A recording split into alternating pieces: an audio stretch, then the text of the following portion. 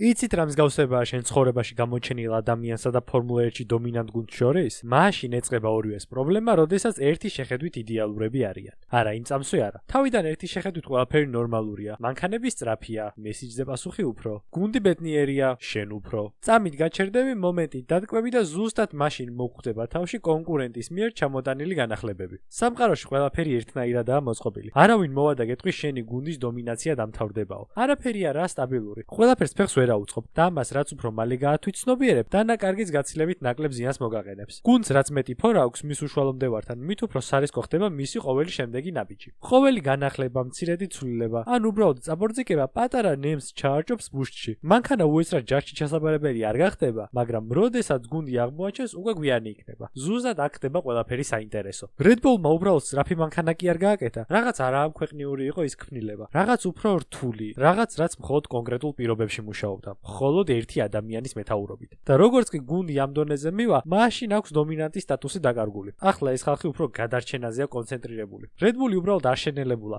ავსტრიელებმა საკუთარი დაუნფოლი დააინჟინრეს. განახლება, ჭანჭიკ, ეგო. Red Bull-ის ოქროს ხანა უბრალოდ დომინაცია არ ყოფილა. ეგ იყო პერფორმანსი. შევედე როგორ დატრიალდეს ახლა ხელი? 4-ჯერ დატრიალდა, ასე ხარ გავწურე ხელი ისე. ვიჭრები ჭუიდა.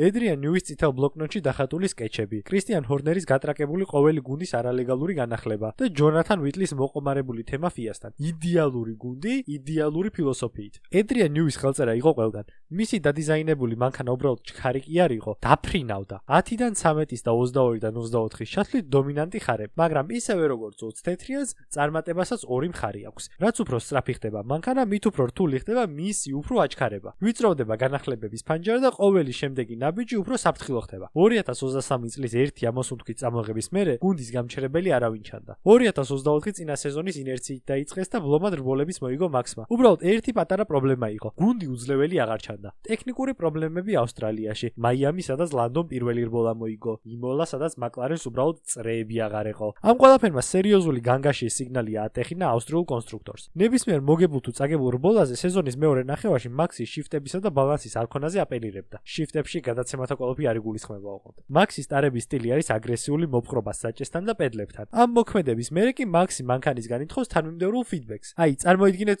ცოლებს როს ცემდნენ და შედეგად გემრიელ საჭმელს იღებდნენ ეგრე რა. უბრალოდ აქ ეგრე არ მუშაობდა. კრისტიან ჰორნერმა სეზონის დასაწყისში ყველა საჯაროდ გვითხრა, რომ ძალიან ვიწრო სამუშაო დიაპაზონი გვაქვს განსხვავებით მაკლარენისგანო. რაში გამოიხატებოდა ახლა ეს ყველაფერი? პრაქტიკაზე გადის პილოტი სიმულატორზე გასწორებული პარამეტრებით. ამბობს რადიოში, რომ ზედმეტი მოხვევადობა აქვს. ოვერსტირ სტანდარტულად გუნდი ფიქსავს უკანა ფრთის დახვრის კუთხის გაზრდით. Red Bull-ში ამას რო აკეთებდნენ, სწორმონაკვეთზე ნელდებოდნენ. მერე წინაფრთას ხსნიდნენ და იმის მერე საბურავები კარგავდა მოჭიდებას. მანქანა კიდე ანდერსტირში მიდიოდა. ანუ ყველა ვარსკვლავი ერთად უნდა დაელაგებინათ ინჟინერ მექანიკოსებს, მანქანა რო აჩქარებულიყო. 2022-23-ში გუნდი დომინირებამ იმდენად გაათამამა, ჩვეულებრივ ბიზნეს კლასთან მიახლოებული სედანის სიმაღლეზე იყო მანქანის კლირენსი აწეული. რატო? რავი, მუშაობდა და რატომ უნდა გაერისკათ თუნდაც ძირის გახეხვა. უბრალოდ 24-ში მაკლარენი და ფერარი რო წამოეწიათ, ისტერიულად მანქანის დაბლა დაწევა დაიწყეს. სიმაღლის შესვლაზე ბოლიდის გეომეტრია არ იყო გათვლილი და ქერბებზე ისე გადადიოდა მანქანა, როგორც ახალი მართვის მოწმობა აღებული მძღოლი წოლიარე პოლიციელებზე. ბევრ და ისტერიულ განახლებებს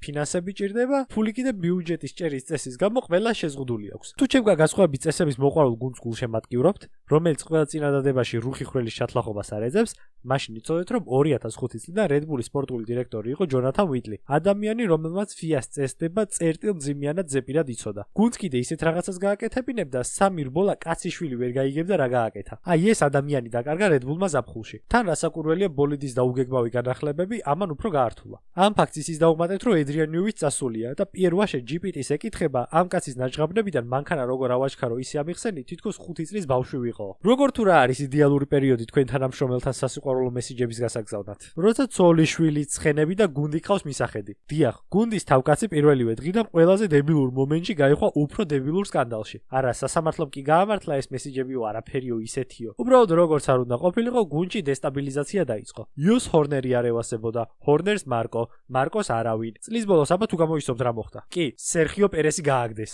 კონტრაქტიანი ჩიკო პერესი გააგდეს. რა თქმა უნდა, პილოტის ბრალია ის, რომ რას თვითონ გითხრათ არ გამოუსწორეთ. აბა რა?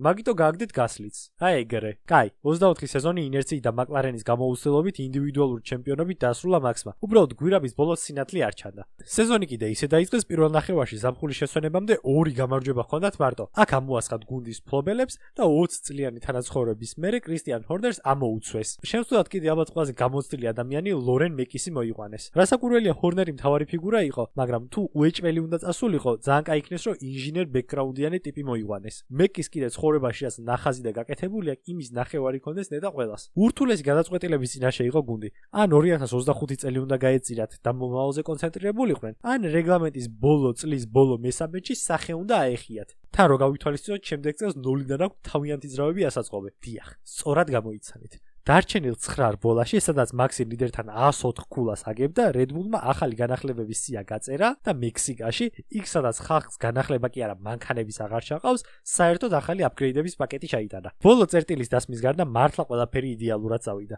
უბრალოდ სეზონის განმავლობაში უკეთესმა გუნდმა მოიგო. საბოლოოდ კიდე ისე დალაგდა ყველაფერი, რომ Red Bull-მა ის წელიც ჩააგდო, ფინანსებიც უაზროდ დახარჯა და შემდეგი სეზონისთვისაც ვერ მოემზადა. გუნდი ახალი გამოწვევის წინაშე იყო. პირველად არსებობის ისტორიაში ძრავი უნდა აეწყო.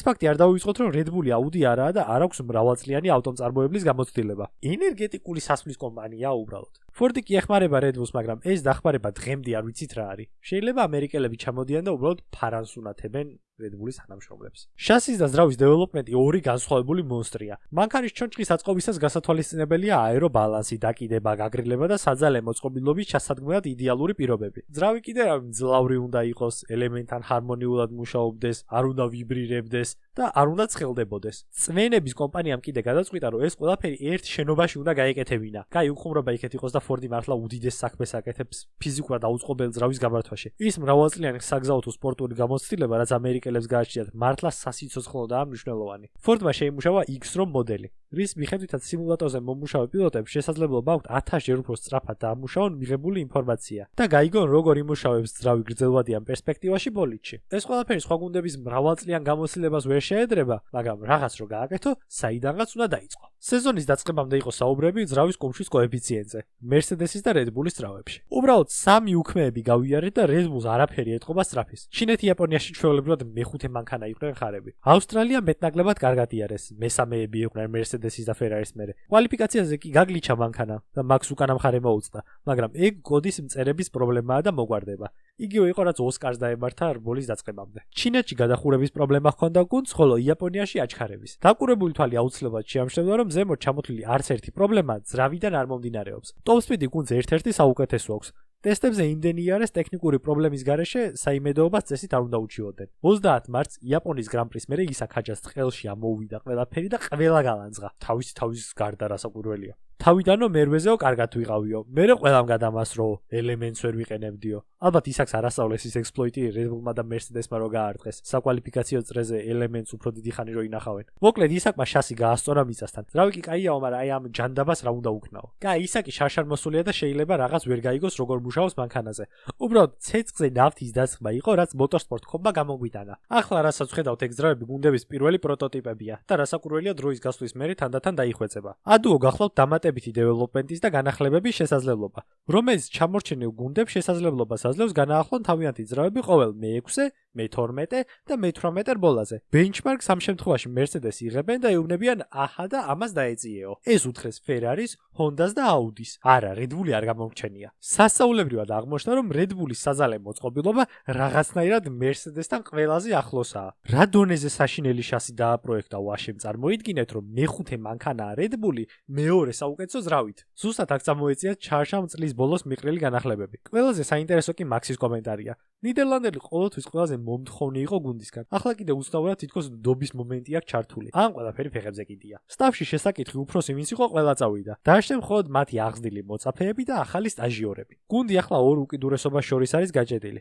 შეუძლიათ ეს პრობლემები, რაც ახლა აქვთ, შედარებით მოკლე დროში მოაგვარონ, უბრალოდ ამ ყველაფრის საპირწონედ შემდგომ გრძელვადიანი განახლებები გაუჭირდებათ. გუნდის მთავარ დიზაინერ Pierre Vaches, chief engineer Paul Moynihan's და Lauren Mack's ურთულესი გამოცდა აქვს ჩასაბარებენ. დავალება, რომელიც მათმა მოწინააღმდეგეებმა ერთხელ მშვენივრად შეასრულეს. მაშინ, როდესაც ფეტელის 4 ჩემპიონობის მერე სიცარიელაში გადავარდნენ. უბრალოდ განსხვავებით მაშინდელისგან, ახლა ძრავი მართლა ერთ-ერთი საუკეთესო აქვს და თან ფრანგულ განახლებებზეც არანიან დამოკიდებულები. დავალება თითქმის იგივეა, უბრალოდ ახლა შასია გასასწორებელი. მკვდარი თუ არა კიდე ყველაფერს ეშველება. ნებისმიერი შეცდომა გამოსწორებადია, თუ რა თქმა უნდა საფრანგეთის დროშა არ ახატია ზედ. ტექნიკური სტაბილურობა თავისით მოვა. როდესაც გუნდში ახალ მოსული ხალხი ძველ სკოლასთან შეთამაშდება. კორელაციის აღდგენაც უმთავრესი დეტალია. ჰორნერს სანამ გააგდებდნენ იძახდა 2027-ში ახალი ქარის გვირაბი გვექნებაო. ამ დროისთვის კიდე რაც აქვს, როგორც ჩანს, აშკარად არ მუშაობს. ანუ ქარხანაში ყველაფერი იდეალურადაა, ნაწილი მუშაობს, მერე მანქანაზე დააყენებენ და აღარაფერს აკეთებს. მაგრამ რასაც არ ეშველება ეს ტვინებია, რომლებმაც გუნდი დატოვეს. ხალხი ვინც ამ გუნდის ლეგასი და წარმატება შექმნა.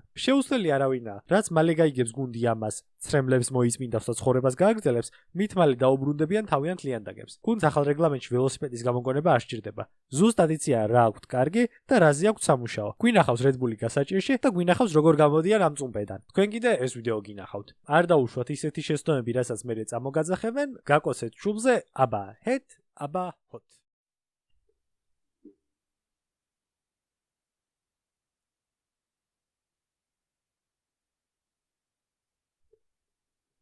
სპეციალურად არ გავწყვიტე ვიდეო. უკვე დამონტაჟებული, ატვირთული და გამზადებული მქონდა. შემდეგი კვირის ლუისის ვიდეოს ვაკეთებდი და უცებ საზარელი ხმა გამოსცა ჩემმა ტელეფონმა. და მამცნო რომ ჯამპიერო ლამბიასე 2028 წლიდან Red Bull-ს დატოვებს და McLaren-ში მთავარი საბოლოო ინჟინერი იქნება. ის, რასაც Red Bull-ში აკეთებდა, ახლა ურჯულუების სფეროში გააკეთებს. ეს პოზიცია პაპაიებს საერთოდ არ ქონდათ აქამდე. სტელა ითავსებდა ამ მოვალეობას. აქედან გამომდინარე ძალიან მარტივად შეგვიძლია ვივარაუდოთ, რომ McLaren-ს უბრალოდ კარგი კადრი სჭირდებოდა გუნდის გასაძლიერებლად და არა კონკრეტულად საბოლოო ინჟინერი. როგორღაც ნებისმიერი ადამიანი ეთყოდა ოსკარს და ლანდოს, ბიჭებო, პაპაია რუსი, აბა წესიერად. მაქსის 21-ის ინტერვიუ დააგდეს, თუ GP აღარ იქნება, მეც აღარ ვიქნებიო. მაქსი ისედაც აღარ ეწერა აქეთ და შენ გააჩერებ აწი ამას? 28 წლამდე GP-ზე ადრე წავა. არ ვიცი რა იქნება. ჰანა ახლა გუნდში ერთადერთი ძველი გვარდიიდან, ვიზეც არაფერი არაა დაწერილი, რომ გუნდს ტოვებს. მანქანა არ დადის.